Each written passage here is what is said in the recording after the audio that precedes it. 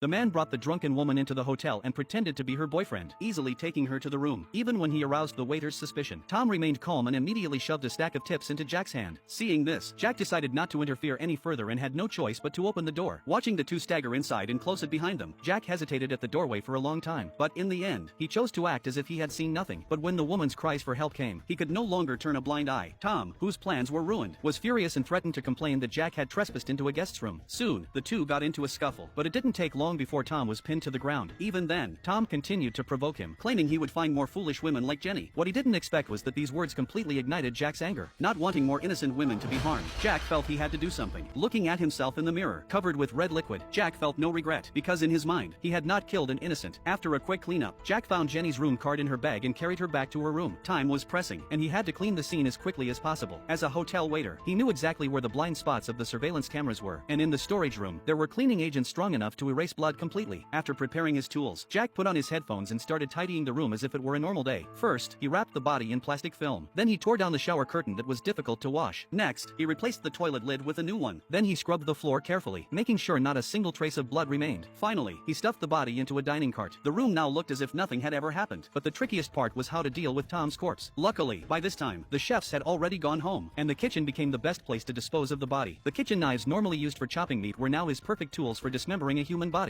Jack recalled the knowledge his father once taught him and quickly divided Tom into 9 plastic bags. He then washed the scene clean with disinfectant and wiped away his fingerprints. When everything was done, Jack looked at the time, hurriedly carried all the plastic bags to the garbage pile, where the stench perfectly masked the bloody smell. Watching the corpse being taken away, Jack felt he had done a flawless job, but what he overlooked was the single drop of blood splattered on the ceiling.